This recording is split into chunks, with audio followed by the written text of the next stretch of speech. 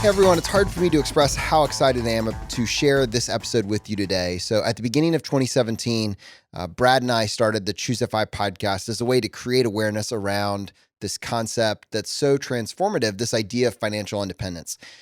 The podcast grew far beyond anything we ever could have imagined. And I think all of us realized that as a community, we had an obligation to take this farther. And when Ed joined us here at Choosify and took on the mantle of CEO, one of his big focuses was creating a foundation that could go places that maybe Choosify the podcast really just couldn't, to have the level of impact that a movement should have. What does it look like to take this information into schools, into colleges? What does it look like to take it into communities, onto military bases, and to reach underserved populations that aren't listening to a podcast right now, but really desperately need this information, whether or not you're calling it financial independence or just financial literacy, they need to be exposed to this information. And as the foundation ramped up, there were 3 different areas of focus. And we've already talked about a couple of them. We launched FI 101, which is a free course for anyone to take to teach you the concept of financial independence. You can just go to choosify.com/FI101. It's completely free. It's a course that kind of runs you through the basics of what we're talking about here each and every day on the show. If you personally need it, go take it. If you have someone or you want to do it, with a friend or with a community, use the resource. It's there. That was one of the goals. Make this information easy to access and easy to share. I will also say that although we haven't announced the launch yet, we are crafting a military version of FI 101. So a lot of the same principles, but obviously understanding that there is some nuance for individuals that are in the service. And we'll make that announcement in the near future. There's a speakers bureau that's being assembled to have a way to take this information into various communities. And the last part of this, and what we're going to be talking about today, is a financial literacy curriculum to be available to all schools at no cost.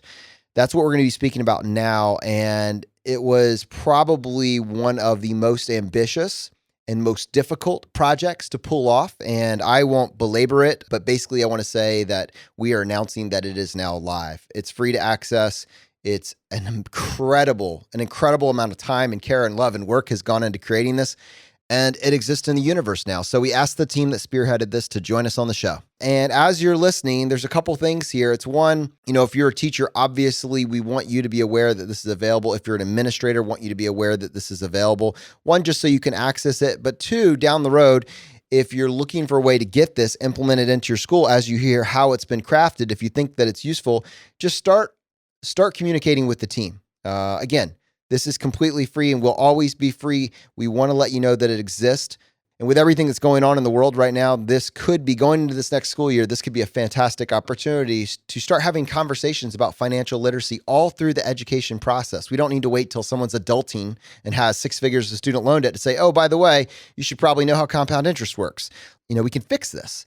What's that biggest regret? This information is great, but why didn't I learn that sooner? That's the idea behind this. Is there a way that we can take a look at the education system as it exists and weave this into it naturally? So with that, I'm super excited to introduce to you the team of educators that spearheaded this project. Danielle Mendonsa, my wife, Rob Phelan, and Mandy Bert. Welcome to Choosify. Thanks for having me, guys. Thanks for having me. Thanks so much for the introduction. And I also wanted to give a shout out to the writing teams and the editing teams that worked across all of the grade levels. We had teams of professional educators and also different finance experts come together to really help us take this curriculum across the finish line and give us feedback in terms of making sure that all of the material is accurate and helpful and also really engaging and impactful based on students and really their learning levels and where they are. And just one other thank you, because this is actually a pre-K through 12 curriculum, which is really unique in itself because there isn't really another program out there. And so we also want to say thank you to Lindsay Giroux, who also worked with us on our pre-K component of our curriculum. Awesome. Pre-K through 12. That is amazing.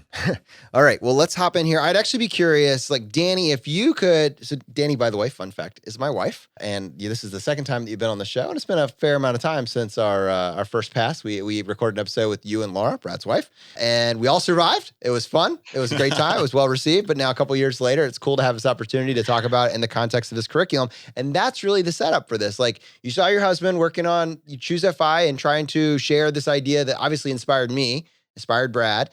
What was it that made you think you could take your skill set and help with this facet that I have no competence in, like the ability to create a curriculum? It's different than talking about the pillars of FI. It's just a completely different conversation.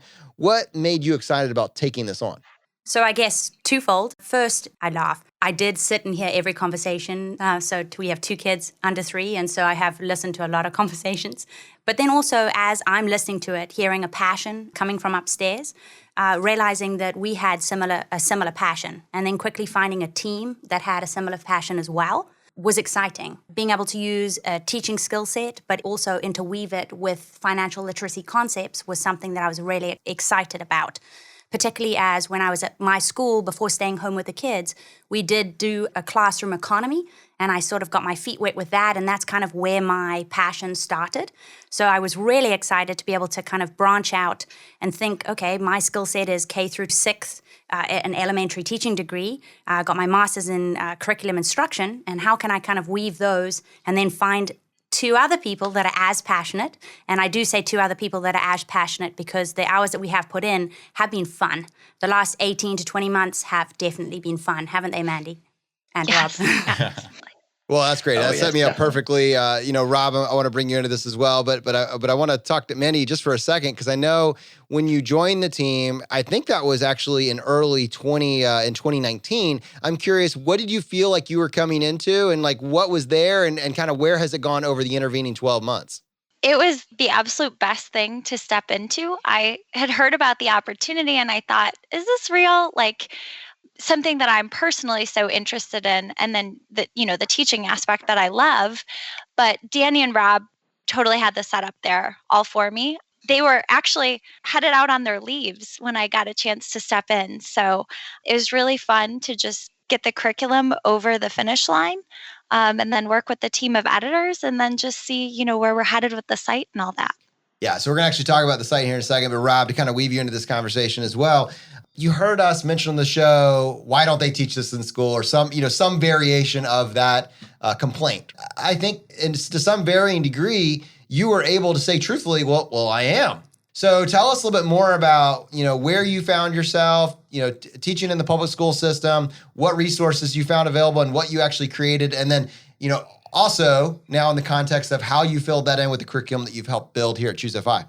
So I first delved into teaching financial literacy when I was tasked with it by my principal. A teacher had vacated the position where we had a class that was about personal finance and math that kind of got meshed together.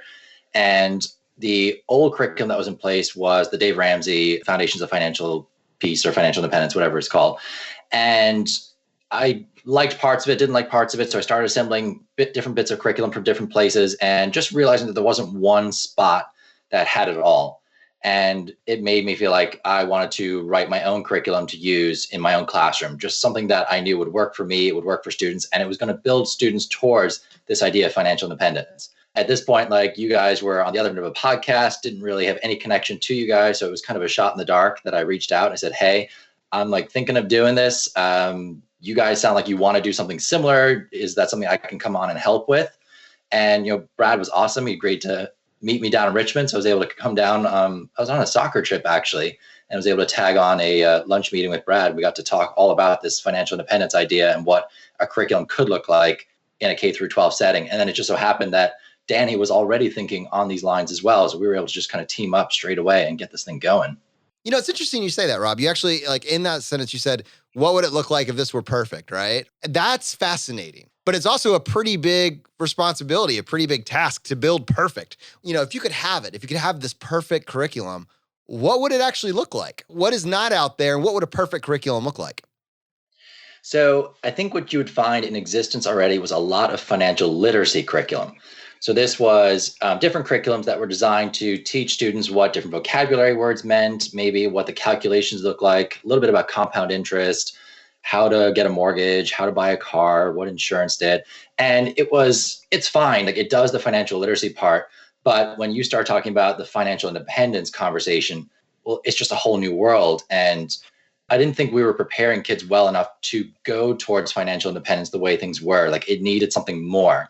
So when we started kind of coming up with ideas of how to do this curriculum, like, we started with the pillars of 5 that you guys were talking about. And we said, what would that look like for a high school student? So what should a high school student know leaving school that would get them on this path to financial independence based on these pillars of 5? And then we started working backwards. Okay, what does that look like at middle school? What does that look like at elementary school?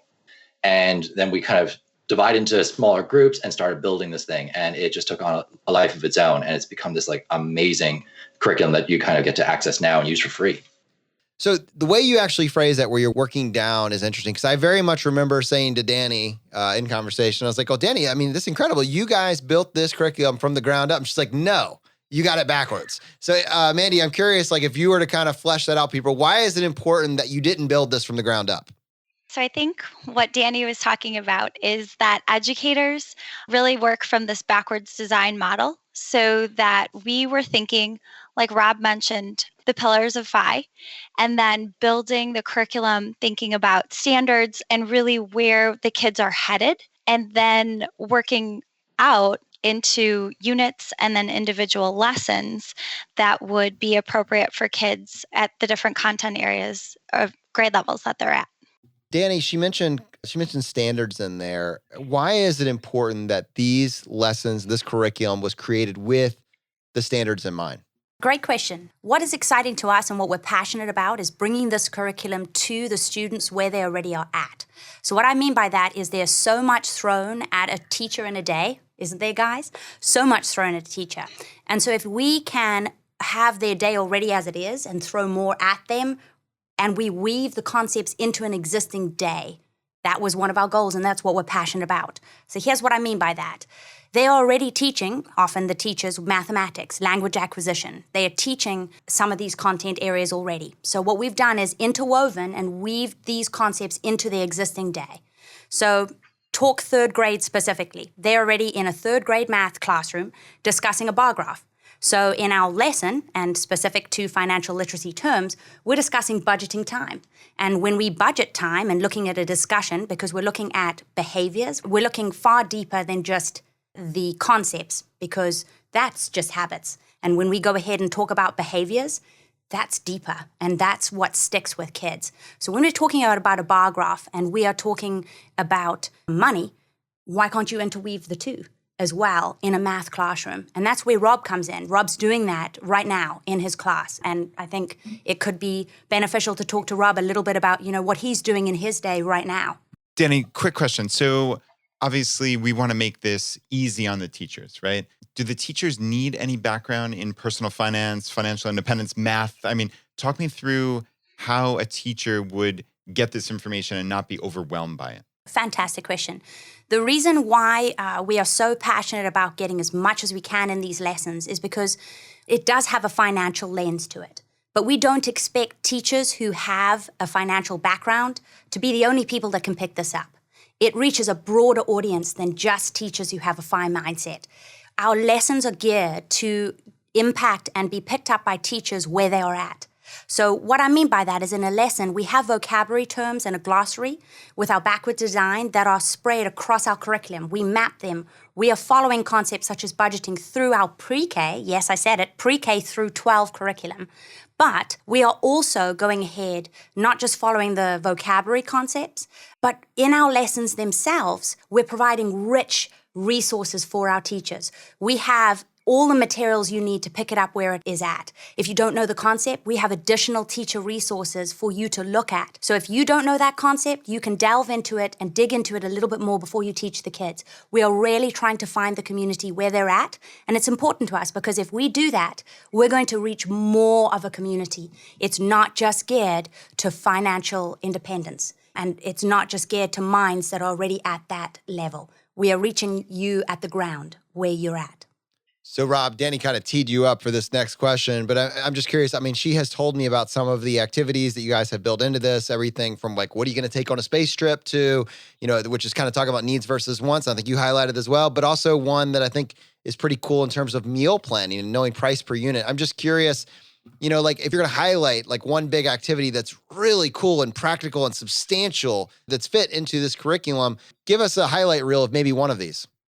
Well, I mean, let's talk about the meal planning one, because that's totally inspired by you guys. You keep having this conversation, keeps popping up about like the food budget and how that's like one of the top 3 expenses in the average person's budget. And we have to think about, well, how do you address that at our different age groups? Like, what do you do? So at the high school level, we started talking about meal planning. So start there. What are you going to eat each of your meals for 7 days? So a week-long meal plan. And then once the students have done that, I say, okay, well, let's go grocery shopping. So they have to list out all the ingredients that they need to make those 3 meals a day times 7 days. So 21 different meals. And I ask them, what do you think it's going to cost? So estimate the cost of all the ingredients first. And then we actually go research the costs themselves. And once we see what that budget is, now I ask kids, all right, well, clearly you've blown your budget because we didn't know what these things cost. What are you going to take out? What are you going to change? How can you reduce your food plan? And, they'll start thinking like, well, you know what?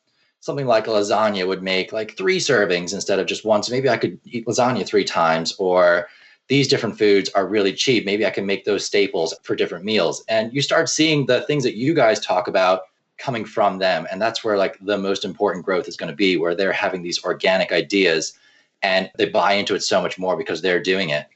And then if the teacher has the time, like the way to round this project up is to actually go to a grocery store, let kids go through the aisles, look for the ingredients that they want, and then realize, oh, you know what, there's 2 or 3 different options. They're in different sizes. Like, what do I buy here? How do I get the best deal? And just, from that project alone, you cover so many different topics from personal finance and then even financial independence. Rob, I'm curious, since obviously I'm not an educator and I'm not sure how the curriculum would work in practice. So is this something that gets interwoven throughout a year? Is it a short-term X number of weeks? Talk me through how you guys envision this curriculum working on the ground level. So this was one where, as Danny alluded to, the different age of the students actually dictated a lot of the curriculum. So at pre-K level, which, as Danny said, we are actually doing a pre-K part to this curriculum. It's mostly like different storybooks that can be brought into that kind of pre-K classroom that talk about ideas like sharing or delayed gratification, maybe opportunity cost, something like that, that's on their level. Like you probably wouldn't ever use those words. And then when you go elementary, we're saying, well, you're not really going to have a standalone personal finance class at that level. So let's find lessons that will interweave with existing math, English, social studies courses. When you go to middle school, there's a little bit more flexibility, but I think we're still kind of dealing with teachers who have 35, 40-minute blocks. In some cases, they might be teaching a math, social studies, economics, something like that. And they're like, all right, we're going to find a way to fit financial independence, financial literacy into this. When you get to high school, like that's when it really gets fun. And I enjoy this so much because there are standalone personal finance classes. They do exist. They're a rare breed, but you certainly can find them out there. And that's really one of the things that we are trying to do as, I think, a team, the foundation, Choose FI. Like we are trying to change the face of financial literacy education in the U.S. and further abroad. So, in the U.S., we have some states who mandate 1 semester of personal finance, but then most states are kind of falling somewhere between. We don't require it at all to, maybe we require like a couple of hours of it in a semester or a half semester of personal finance. So it kind of gets lost in the mix. But to answer your question, Brad, like we have a 18-week semester-long course. So that's 1 full semester. It's at the high school level for the most part. And then as you go down through the lower levels, you have the units with the individual lessons and topics already built in. So teachers can look and say, all right, I want to do a lesson on budgeting because it fits my existing content already. And they can go find that and integrate it into their own classes. Awesome. Yeah, I want to talk about access and implementation here. So first of all, let me give a shout out to Rich and Al. I know they are 2 administrators that have kind of mentored y'all through this process as the curriculum has been crafted and been a big help in terms of putting this together. And we have people listening to this at every level, literally every level, superintendent, administrators, teachers, grandparents, parents, charter schools, homeschools, like the entire spectrum of who you can imagine using this is listening to this right now, and I want to kind of work our way top down and kind of go through what would be your recommendation? So you have administrators and superintendents, individuals that are in positions of authority and can actually enact change. What would be first steps first for those types of individuals if they want to start looking into this further? Where would you suggest they start? That's actually a fantastic question, thinking about where to start. As Rob mentioned, I think the first thing that I would suggest any school district do is look at your existing maps, look at your existing curriculum, and then take a look at our maps that we made sure that we put together for each of the grade level bands and see where the overlap is. I think too often in education, sometimes the baby gets thrown out with the bathwater. And like Rob said, in a dream world, there are all of these standalone classes, but that's not reality. So I think just looking at where there is overlap and how can you maybe take an existing unit in 7th grade math, for instance, on compounding, and how can you tie that into our unit on compounding? And you'll see the same Common Core standards and you'll see the overlap. And I think that is a great jumping off point. All right, now let's just kind of work our way down. So you have a teacher. Either they want to implement as much as possible, an entire, unit, an entire semester, or maybe it's like a lesson, something as simple as that. Like, what advice would you give to them?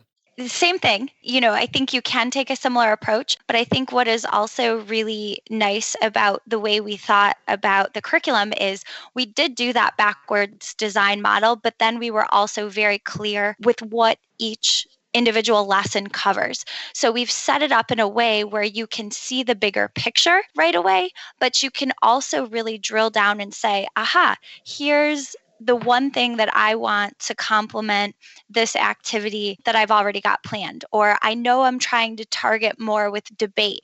And I can see from the name of this lesson and the little description on the map that the kids are actually doing a debate. The topic is just through a financial lens. So again, I think it's looking at what are your needs and how can our curriculum help you fulfill those needs. I know a lot of the lessons that you created, we actually have a very large educators group of teachers that have been kind of monitoring the creation of this curriculum, that have been kind of weighing in and asking for its release. But that means that then now this has been created, exists, and now they've been waiting for it. It's there, and they want to use it in their classroom, but they also want to push it out to the larger school and say, we really should be doing that, not just in my classroom, but across the county, right? Do we have any strategies or tactics for opening up those lines of conversation? Have you heard, or any of the teachers, have they been able to do this successfully? And what, Rob, I guess to some degree you did this, what would be best practice for a teacher to take it to a superintendent, to a principal, to that person, that decision maker, whoever that may be, and start that conversation, recognizing that it's a big ship and it may take some time to turn? I would say because we are starting at the grassroots level, so we are saying we want individual teachers to start taking a look at it, maybe bring it into their classroom, try it out, see what you think. And then if it's working for you, if you're like, this is a good product, I like this, the kids are really getting a lot out of it, it's better than some of the other stuff we've been using, then you say, okay, I want to approach my principal, my superintendent, whoever it is, and say, look, there's something really good here. Come into my classroom and look at it. That's where I've had the most success. I've invited my superintendent, my principals, my administrators to come into my classroom and see, this is what we are learning in this class. And most of the time they're blown away by it. They're like, oh my gosh, I didn't realize we were teaching stuff like this. We need to make this happen more. And it's going to be it's going to be a very kind of step-by-step process. I don't think we're going to find that we'll wake up some morning and suddenly this is being taught in every school across the country. But we got to start there and really looking to show that effectiveness of it. So, looking at financial literacy levels before and afterwards, looking at behavioral changes. So we have a couple of different ways that we assess students. There isn't just one financial literacy test that we do. There are measures of behavioral changes. There are these big projects like the grocery store one that we talked about that you can say, I can get measurable data from this to show that students are making better decisions. They're changing their behaviors. Their mindset is shifting. And they also know a lot more about how money works. And when you've got that kind of data, that information, it gives you a really strong footing to go to a principal, administrator, superintendent and say, you got to make this change. There's no other question about it. There's nothing else you can do except say this works and we need more of this. So, right, it's test it out, get the data, and realize that it's not all or nothing, right? Mandy, as I'm hearing you say in the example of the debate, you might have a lesson on debate generally, and you can find something specifically about financial literacy. So just find a part of your lesson planning where this can fit in as a way to just almost get a foot in the door. Am I hearing you right? Absolutely. I think that is a great strategy. Thinking about what do I have to teach as an English language arts teacher? What do I have to teach as a math teacher? To go back to Rob's example, I can't wait to offer this up to health teachers that I know, because in districts, in my own district and then nearby districts, we are fortunate enough to have PE every day, and there's a health component to that, and they talk about nutrition all the time, and it's like, isn't that the next step? How do we eat well? How do we eat healthfully? And then how do we do that on a budget? So I think that that's a really great way to say, like, okay, my curriculum's pretty set, but could I pull this one activity and then use that to really get the ball rolling? Another part that's also specifically to administrators is when you have a curriculum that is already geared as wide as ours is, so it's pre-K through 12, that's kind of a light bulb moment for administrators.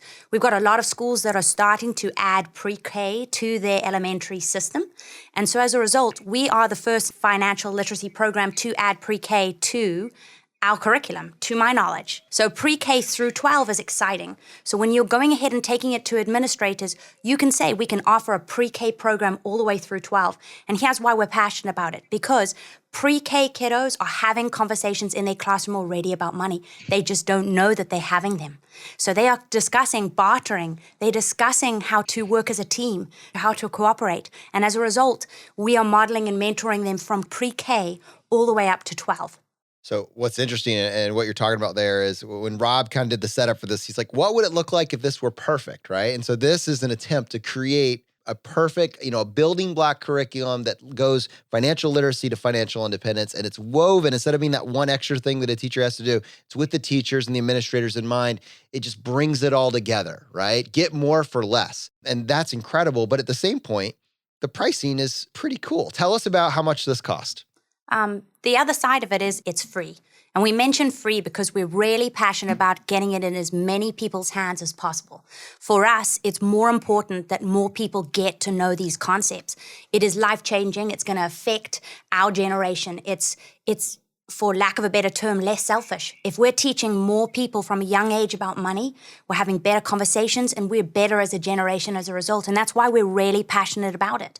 Yes, I'm passionate about my teaching. I'm passionate about skills that I've learned and that I've gone to school for, but I'm passionate about getting kids to talk about money. So often we were told at the dinner table, don't talk about politics, don't talk about money. I don't know, I was. But let's talk about money with our kids. Let's have conversations. Let's sit down, with my 2.5-year-old downstairs and have conversations with him about swapping, bartering. We're already having them. They're the most curious, sponge-like minds there are. Why not have them from a young age? So grandparents, you can pick up these concepts. You can have good conversations with them. And we have a pre-K program that's already there for you to download. It's in a Google Doc format. Teachers, yay. It's easy to use. It's free. And our website is also easy to navigate. Hopefully, you'll also find that. And we also have a 6 email orientation series that we're going to be sending out. So when you give us your email, we'll send that series of emails to you, which will communicate with you through those 6-step series of emails about our website. And it will talk you through how to use our curriculum, from our curriculum map to our lesson plan template. And we'll actually physically walk you through. But here's the next part. We're here to answer questions. So as you go ahead and email us and ask us questions, we will respond. Particularly as it's from the grassroots app, we're passionate about getting as many of the lessons in as many hands as possible. And just to jump on what Danny is saying, I hope people are kind of getting this loud and clear. This is available for free. It is already built. There are assessments. There are teacher development opportunities. We wanted the cost to be as low as possible because it reduces the barrier to entry. And this is for everybody. This is for the schools that can afford it, quote unquote, afford it if it was a paid for program. And also for the schools who really don't have the resources to be bringing in lots of technology, new ideas. There's no textbooks. There's no technology. It's going to cost them a lot of money. The website is free to access. This is the program you can bring into your school with so little effort. All you have to do is just say to your teachers, here it is. try and take a look at it, see what you could add into your lessons this coming school year, this coming semester, this coming week, and just try it out, like slowly integrate it in. Like it should be a very easy process to integrate it into what you're doing already. And Rob, this curriculum is and always will be free, right? This is the centerpiece of the Choose a Vibe Foundation. And it has been made possible by obviously a lot of hard work from the three of you and the team, and from donations to the foundation. So that is how this is and will always be free. Yep, absolutely correct. There is no like first year is free and then next year's paid or anything like that. Like this will continue to be free. It will continue to be added to. Like this is not just a product that was created and it's never going to be touched again. Like the three of us and any other members that we can bring in are going to work our butts off to make sure this is updated. It is constantly relevant. We're adding new things to it. Like it is going to be the best it can be. And we want feedback all the time about things that you want, things that could be made better.